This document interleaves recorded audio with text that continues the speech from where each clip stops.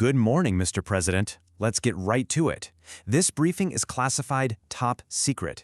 We're here to talk about unidentified aerial phenomena, or UAPs. And frankly, sir, the situation has, well, it's reached a point where a decision is needed. Your decision.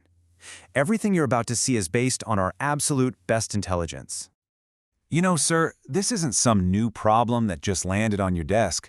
This is a question that's haunted this office for a very long time. President Reagan, he even brought it up with Gorbachev of all people, wondering what was out there. So this is a legacy issue. It's woven into the very fabric of the presidency. So let's dive in. My job today is to lay out the current situation for you. What we know, what we still don't know, and this is the really important part, why this whole thing is locked down tighter than anything else in this government. Because, Mr. President, this is about a whole lot more than just flying saucers. Okay, so to really get a handle on the decision in front of you, we have to look back. We have to understand how we got here. Believe it or not, every single president since the Second World War has had to deal with this, one way or another. It's a ghost in the machine of the White House. I mean, look at this. You've got Truman, who basically set up the whole system of secrecy, demanding briefings every 3 months. Then there's Jimmy Carter. He saw one himself and filed a report before he was even governor, let alone president. Bill Clinton, he tasked his top people to dig into it, to find out what was real. And of course you, sir. You've said yourself you've been briefed. You've seen the videos. The point is, every administration tries to crack this nut, but none has ever gotten all the way through. And that brings us right to the heart of the matter, the real problem.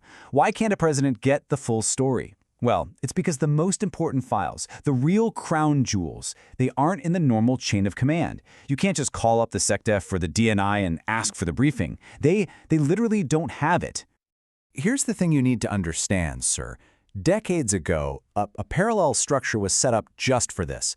We call them legacy programs. They're completely self-contained, they get their money from these incredibly complex black budgets, and they operate totally outside the lines of normal oversight. They don't answer to Congress, they don't answer to the courts, and a lot of the time, they don't even answer to the president. So where did this all start? Well, the original sin, if you want to call it that, seems to be a group called Majestic 12, MJ-12. Our intelligence suggests Truman set it up to handle the saucer problem. But he gave them too long a leash. It morphed into this club where the members pick their own replacements. It became a permanent fixture, totally walled off from any kind of accountability. And if you want a perfect example of how this works, look no further than James Woolsey under President Clinton. This is the guy running the CIA, the NSA, and the NRO, the whole intelligence shebang. And when he asked to be read in on this stuff, he was told no, denied access. They told the director of Central Intelligence he didn't have the need to know. Just think about that. If he's on the outside looking in, it shows you how deep this bunker really is. Okay, so that brings us to the big question, the one we're here to talk about today.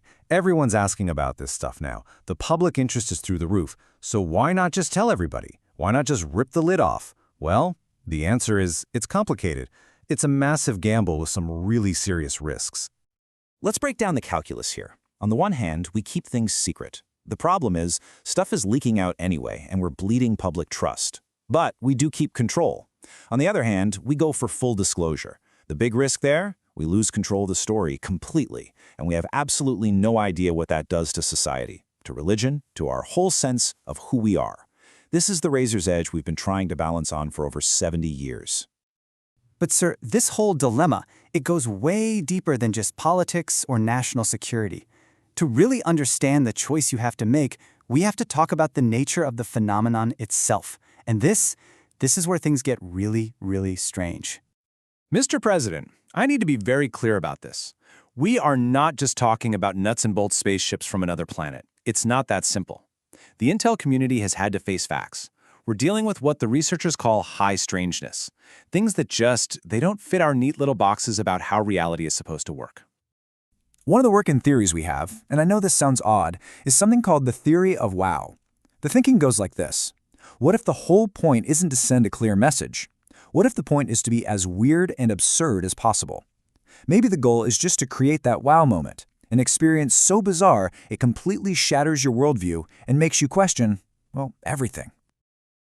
Just look at how the sightings have changed over time. Back in the 1890s, people were seeing these huge wooden airships with propellers. Seriously. Then you get to the 50s, and suddenly it's all about the classic silver flying saucer.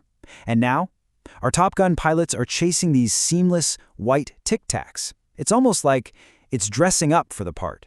It seems to be changing its appearance to match whatever we expect to see in the sky. This strangeness is why the DIA sank serious money into a research program at a place in Utah called Skinwalker Ranch. And the data we got back was unsettling. We found a direct one-to-one correlation between UAP sightings and classic paranormal activity. We're talking orbs, shadow figures, even something we dubbed the hitchhiker effect, where whatever was on that ranch would literally follow our people home and start affecting their families. And look, this isn't just spooky stories from one location. We have hard data, a massive survey of thousands of people who've had UAP contact experiences. The statistical overlap it's staggering. 76% of them have also seen a ghost. 37% have had a near-death experience. Nearly a third claim they can channel information. This isn't some fringe aspect of the problem, sir. This connection to the paranormal seems to be at the very core of it. So what does this all mean for our reverse engineering programs? And yes, to be clear, the United States is in possession of craft of, let's say, non-human origin. The problem, as our DIA contractor Robert Bigelow put it, is that we keep hitting a wall. And the reason is that it seems this technology is tied directly to consciousness. It's not just a machine you can take apart. It seems to interact with the mind of the operator. Which brings us to what might be the most challenging piece of this entire puzzle.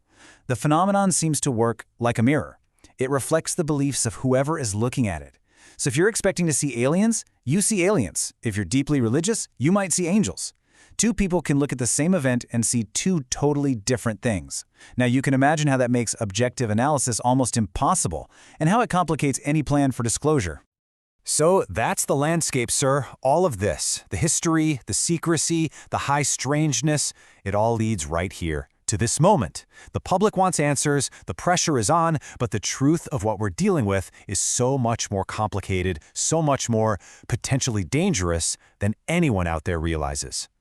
As we see it, you've got 4 main paths you can take.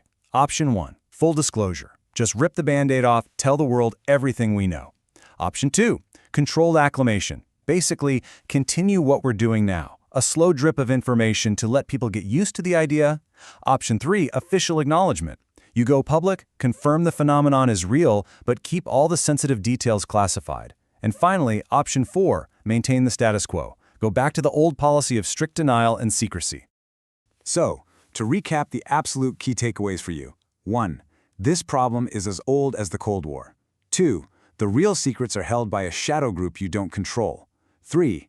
Yes, we have the craft. 4. This thing is somehow tied to human consciousness. And the last, most important point, sir, is that we still have no earthly idea what it wants.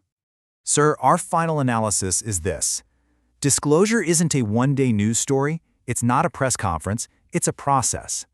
And it's a process that could literally change human civilization forever. We cannot afford to get this wrong. For that reason, Mr. President, the official recommendation from the intelligence community is to proceed with extreme caution. We advise you to continue with option 2, the slow, controlled acclimation process. Given everything we've discussed, the bizarre nature of it, the consciousness connection, a sudden, full disclosure could trigger a societal shockwave we can't predict and certainly can't control. A slow burn gives people time to adjust. That is our official recommendation, Mr. President. But at the end of the day, this is your call to make. The constitutional authority rests in this office, so the final decision is yours. What do you do? That concludes the briefing, sir.